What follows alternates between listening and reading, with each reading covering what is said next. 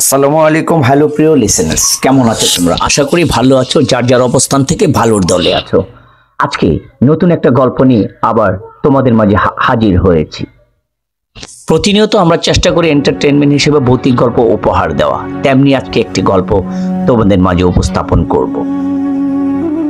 Horror Bangla official BD চ্যানেলের পক্ষ থেকে সকলকে স্বাগত জানাচ্ছি। আজকের এপিসোড শ্মশান। গল্পে যাওয়ার আগে সকলকে অনুরোধ করব, আমার এই চ্যানেলটি কখনো মিথ্যা কুসংস্কারকে বিশ্বাস করে না, মিথ্যা কুসংস্কারকে প্রশ্রয় দেয় না। আশা করি তোমরাও মিথ্যা কুসংস্কারকে ছড়াবে না সমাজে।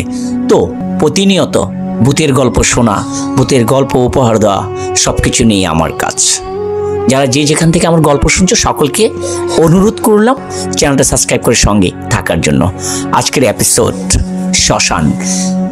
আমি সৌভিক, সম্রাট আর অবীর।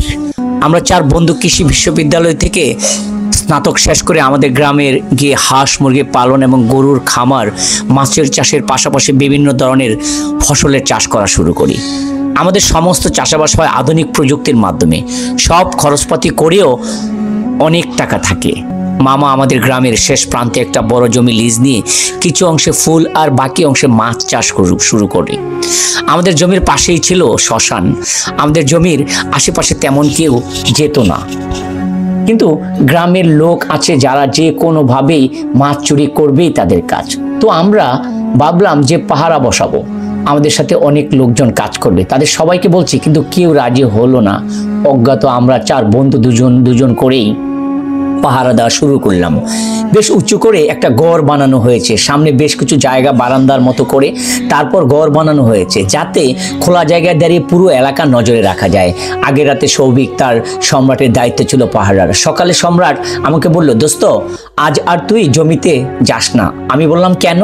ও বলল, আমি একটা অদ্ভুত স্বপ্ন দেখেছি। আমি বললাম, স্বপ্ন দেখেছিস? কি স্বপ্ন? সম্রাট বলল যে রাতে হালকা ঠান্ডা বাতাস থাকবে, তুই পুকুর পাড়ে দিয়ে হেঁটে ফুল বাগানে যাবি, বাগানে হাঁটতে হাঁটতে তুই ভয়ঙ্কর কিছু দেখবি। আমি বললাম যে আমি একা থাকবো না তো, আবির থাকবে আমার সাথে। ও বলল, না আবির থাকবে না। আমি বললাম কেন? বলল জানি না। ওর কথা শুনে বললাম, দোস্ত স্বপ্ন সত্যি হয় না। বেলা 11টার দিকে আমাদের পাশের বাড়ির গণেশ কাকা মারা গেলেন। ওনাকে চিতায় তুলতে তুলতে বিকেল 5টা বাজলো। রাত 11:30টার দিকে আবিরকে বললাম, চল জমিতে যাই। ও বলল, দোস্ত আমার শরীরটা ভালো না, আমি যাব না। আর তুই যাস না। সবাই বলে যেদিন কাউকে পোড়ানো হয় সেদিন নাকি শ্মশানের আশেপাশে যেতে নেই। আমি বললাম যে কিছুই হবে না। এই বলে আমি চলে গেলাম। যাবার সময় দেখলাম গণেশ কাকার চিতা তখনও পুরোপুরি নেবেনি। আমি গিয়ে মাঝে মাঝে চিতা থেকে বিভৎস গন্ধ আসছে। আর আজকের রাতটা অন্য রাতের তুলনায় অনেক বেশি নিস্তব্ধ। জমিতে আসার পর মনে হলো আজ আসাটা উচিত হয়নি। এসেই যখন পড়েছি তখন কি আর করা যায়। রাত 12:30টার দিকে প্রচণ্ড বৃষ্টি শুরু হলো। বৃষ্টি মধ্যে কখন যে ঘুমিয়ে পড়লাম বুঝতে পারি নাই। অনেকক্ষণ পর ঘুম ভাঙলো। মোবাইল জ্বালিয়ে দেখি রাত 3টা, বৃষ্টি ততক্ষণ থেমে গেছে। বাইরে হালকা ঠান্ডা বাতাস বইছে। কি মনে করে আমি ঘর থেকে বের হয়ে বাগানের দিকে যাচ্ছি, হঠাৎ গগন কাকার চিতার উপর নজর পড়লো। দেখলাম চিতার বৃষ্টির পানিতে ধুয়ে গেছে, আর সেই জায়গায় অদ্ভুত কিছু একটা বসে আছে। আমি ভাবলাম শেয়াল কুকুর কিছু হবে, কিন্তু কাছাকাছি গিয়ে দেখলাম তাতে আমার শরীর পুরো ঠান্ডা হয়ে গেল। আমি দেখলাম যে গণেশ কাকার চিতার জায়গায় একটা অর্ধেক মানুষ হাতের উপর বর করে হাড্ডি খাচ্ছে। এই দৃশ্য দেখে আমি চিৎকার করতে অর্ধেক মানুষটা আমার দিকে তাকালো।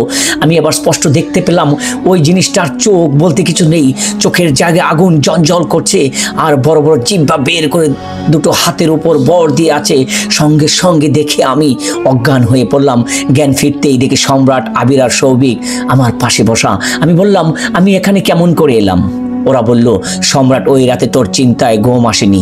ভোরের বেলায় ফোটার সাথে সাথে আমরা 3 জন জমির দিকে যেতেই দেখি তুই অজ্ঞান হয়ে পড়ে আছিস।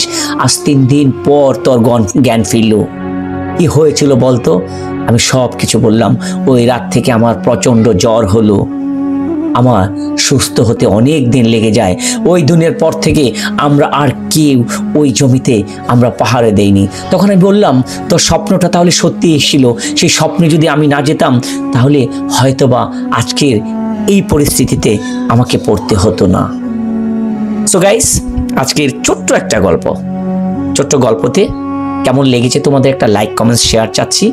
তোমাদের একটা ভালো কমেন্ট, মন্দ কমেন্টস আমাকে গল্প বানাতে আগ্রহ যোগায়। সো যে যেখান থেকে শুনলে শুভেচ্ছা অভিনন্দন জানিয়ে বিদায় নিচ্ছি। আসসালামু আলাইকুম, নমস্কার।